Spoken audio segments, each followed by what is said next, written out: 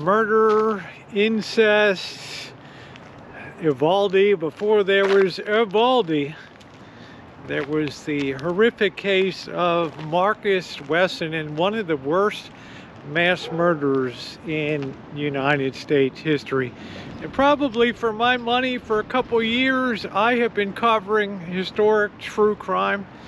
In this case, and I've had many of them that were horrifying, this case takes the cake. Here's the story.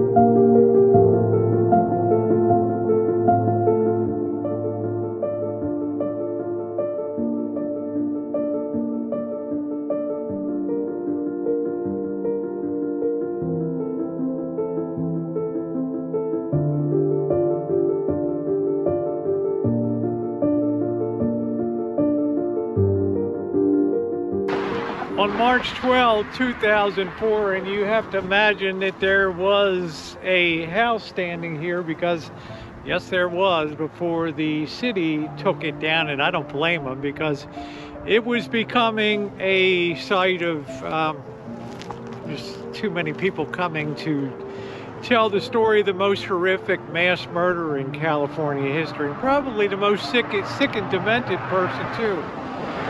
But on March 12th of 2004, Fresno police came to this location. They thought that they were coming to the scene of a domestic disturbance.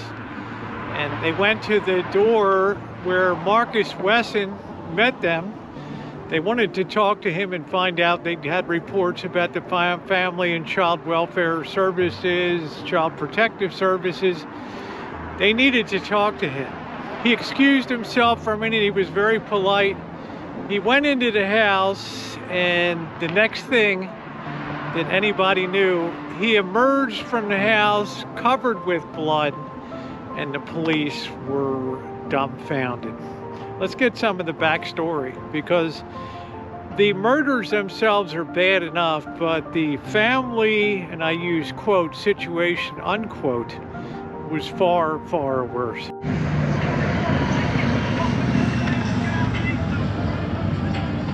I'm going to put the link down in the description box to the story because, well, the telling of it is so convoluted and so disgusting and so strange that it just, you know, it's hardly even, I think, YouTube worthy.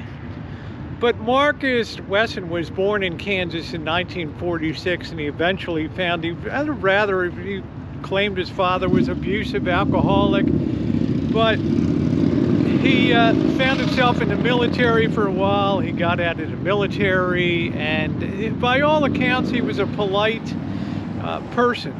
But he was also a member of the Seventh-day Adventist Church, and I don't know what snapped in his mind or what developed in his life, but I think he had an idea that he was designed to be or destined to be a cult leader.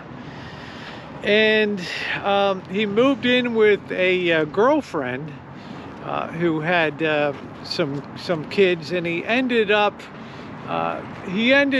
getting her kids, one of her kids, pregnant. And I mean, it's such a mess. It's just disgusting to tell.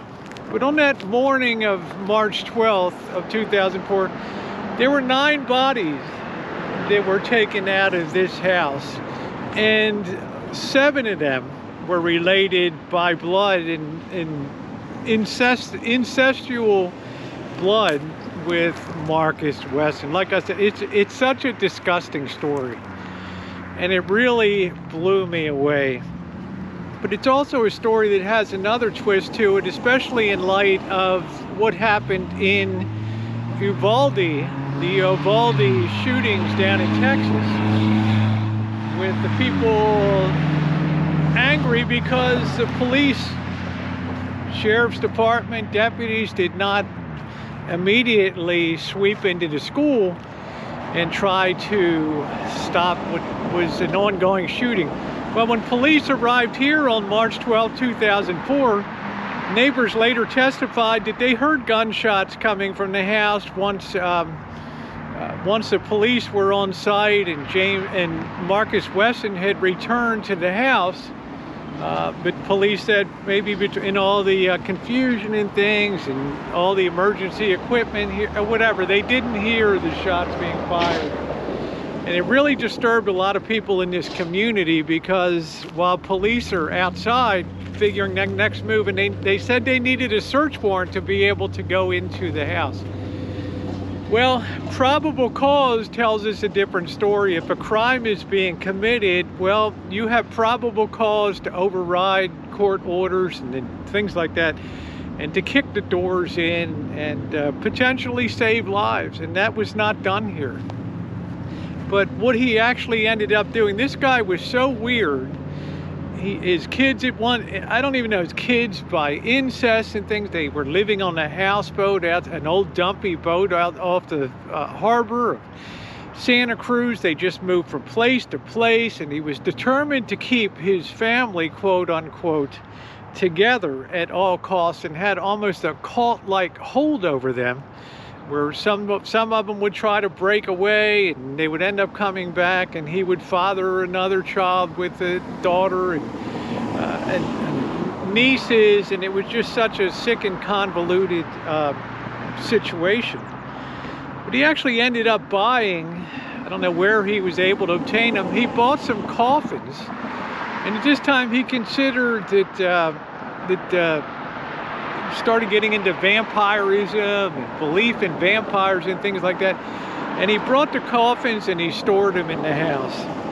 And on that morning of March 12, 2004, he took each of the victims and shot them through the eye one time and killed them and stacked the body in clothes. It took almost an hour to undo all of the knot of death and clothing that was on the floor inside of this house. A very, very tragic and terrible situation that to this day is really unparalleled in terms of mass murder / cult / psychotic and everything else. It just defies description.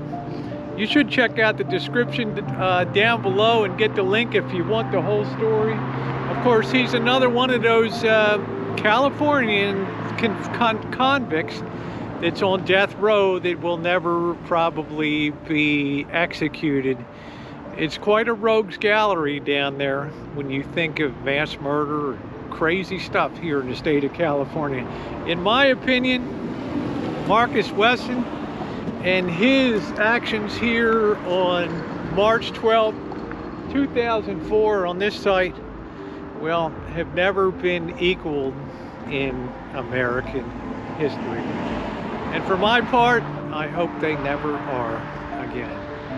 Thank you for watching. I appreciate you being here. I do cover more historical true crime because, well, it tends to be forgotten over time, but it's true crime. Sometimes it's so horrific. And we think in society that we've never been here before, police responses and other things. But before Uvalde, there were the Marcus Wesson murders here on this intersection in Fresno, California. Please subscribe, hit the bell for all notifications. Thumbs up are appreciated, and please share out if you derive something from this video. People on your social media circle probably would too. Thanks, everybody.